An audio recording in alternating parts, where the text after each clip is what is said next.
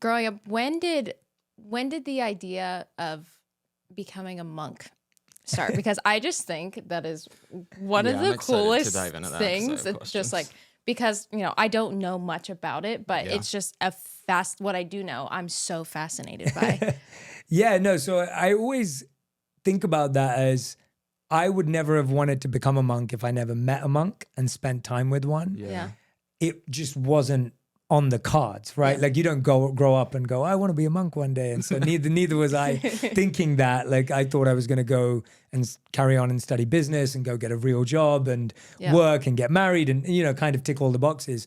And for me, what was so profound was when I met the monks in my teens so early on, it just changed my trajectory. And so I met monks around 18, 19 years old, and one was speaking at my college, and I started spending time with him.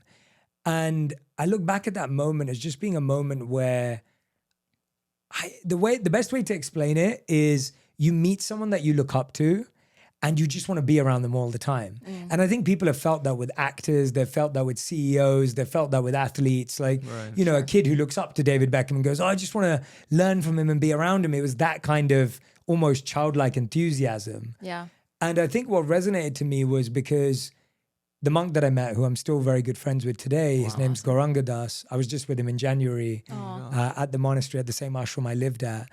And he just felt content. And when I look back at that time, I think when I was that age, I'd met people who were beautiful. I'd met people who were strong. I'd met people who were rich. I'd met people who were famous. But I don't think I'd met anyone who was happy. And his natural aura was confidence, happiness, security. And I just thought to myself, I don't know anyone who has that. Yeah. And it was one of those strange things where I don't even think it was logical. I think it was a feeling. It was an aura, an experience of being in someone's presence that was so comfortable with themselves, even though they were wearing robes. He had a shaved head. There was nothing externally attractive about him in that I was drawn to him by anything material. Yeah. It was purely a spiritual force that he has, that he still has till this day, that just penetrated my heart and just made me go, wow, this person has something that I think is worth pursuing. And then I found that he'd given up jobs that I would have probably chased to do that. He went to IIT, which is like the MIT of India. It's the Indian Institute of Technology, extremely reputable institution. The current CEO of Google went to that university. Like that's the level of accolade that brings. And he'd given up that future to become a monk. And so I thought either this person is crazy or they're the smartest person in the world. And I went on to find out that he was extremely thoughtful and mindful. And I give him all the credit. I don't think I would have ever even dreamt of that life. I just got really lucky that my role models at that young age became monks. Wow. And that's a very random thing because up until that point, my role models were athletes, CEOs, musicians, actors, whatever it may have been. Wow. So do you say to him, I want to come with you, I want to come, practice how does that initial decision come to be? Yeah, so when he was in London, I basically just started going to every one of his events. Okay. So after I met him, I said, what else are you doing this week? I'd love to come and see you speak. And I'm sure you've had similar things like this when you both have done events. Yeah. I'm sure you've had people come up to you and be like, what else have you got coming up this week? Or how do I follow you guys? Obviously, now you just follow someone on social media and you know what they're doing. Yeah. At that time, that didn't exist. So I went and asked him and he said, well, I'm speaking at this home, I'm speaking at this temple, I'm speaking at this event, just join me.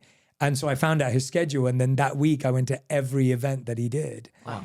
And every time I went and sat with him, I felt more connected, I felt more inspired.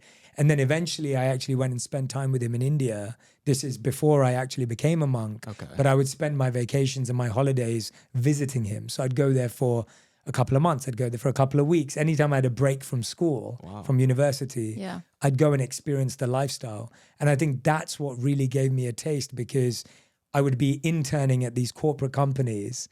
And so I'm in bars, steakhouses, wearing suits, going to this official job as an internship. And then the rest of the time on vacations, I'm living as a monk, sleeping on the floor, wearing robes, experimenting with that lifestyle. And I'd always come back happier having spent time there. Wow. I'd always come back having this really profound experience that I thought, this is what I want to do with my life. And so I really, it's almost like A/B testing that everyone's doing now with thumbnails and everything else. And you're like, wait a minute, what works for you? And I was just really lucky that during those times I was at college, I had time to kind of test and experiment. Yeah. And it became very obvious to me that the corporate life didn't inspire me in the same way as monk life did. Yeah. And it was truly as simple as that. It wasn't magical. It wasn't mystical. It was, I felt attracted to a way of life because I was experiencing how amazing it could be. Yeah. When you told your parents that you were going to go and practice being a monk, what was their reaction? Yeah. So I think they didn't believe it because I started to say it to them while I was at college. Okay. Because I was going on these trips. I'd be like, guys, I'm going to become a monk when I graduate. And they were like, whatever, like that's not going to happen. So I think they kind of thought I was just saying it to say it. Yeah. And it's almost like when you're telling your parents your dreams and they're like, yeah, you'll get a real job someday. Like, don't worry about it. And then when I actually told them in my final year of college and especially in the last 6 months, and I was like, guys, I'm definitely doing this when I graduate. Like, this is the plan. I think my mom was just extremely worried about my health. Like, my mom was like, what are you going to eat? And how are you going to take care of yourself? And, you know, all the things that a mom would care about. Like, my mom's a mom. She doesn't care about anything apart from me being healthy. Yeah. And my dad was always slightly aloof with my upbringing. Like, he wasn't really the most present dad. He wasn't someone that I was really that close to in a way of listening to him. I've always said my dad's more like my friend than he is my dad. He wasn't someone I followed or listened to. He was someone that I shared things with, but wasn't someone that had a say in my life. And I feel like I started to like follow my inner voice when I was around 14. So subjects I wanted to study at school, the kind of places I wanted to hang out, people that I wanted to be around. So when I was at that age, I was so independent that I don't even think my parents' opinions mattered to me. But my extended family had very strong opinions. So my extended family, aunts and uncles, grandparents were like, you're wasting your life. Yeah. This is the worst decision you're ever going to make. You're letting your parents down. Yeah. You know, your parents have worked so hard to make sure you had a great education. What now? And so there was this almost societal pressure that was there at the same time as my excitement was mirrored with this weight of, you're letting your parents down. Right. Your parents are not wealthy. How are they going to take care of themselves? What are they going to do? You have a younger sister who's not going to have your support as an older brother. So there was this kind of conflicted feeling that I had of like, this is what I think I need to do with my life. Yeah. And at the same time, there are a lot of people that seem to be upset with me. Yeah. Did that ever cast doubt in you if that was the right decision? I knew it was the right path for me, but I hated that the right path for me was going to hurt someone else. Right. And I think this is a really interesting learning point for all of us, that sometimes the right path for you is going to upset people you love. Yeah. And sometimes the best decision for you is going to push people away. And sometimes the thing that you feel called to do, not everyone's going to agree with it. Yeah. And what you've got to do is follow your heart and try to bring those people along with you to the best of your ability. I think if you throw away the path that feels true to you or sacrifice it in order to make people happy, I think you might fail. Right. But I think you might be surprised that when you follow your heart and follow your path and try to bring people along with you, they might appreciate it. Yeah. And I think sometimes we get lost because we think, well, if you don't agree with me, then I don't want you in my life. Mm-hmm. And I don't think that's the case. I don't think that person's bitter because they don't like you or don't believe in you.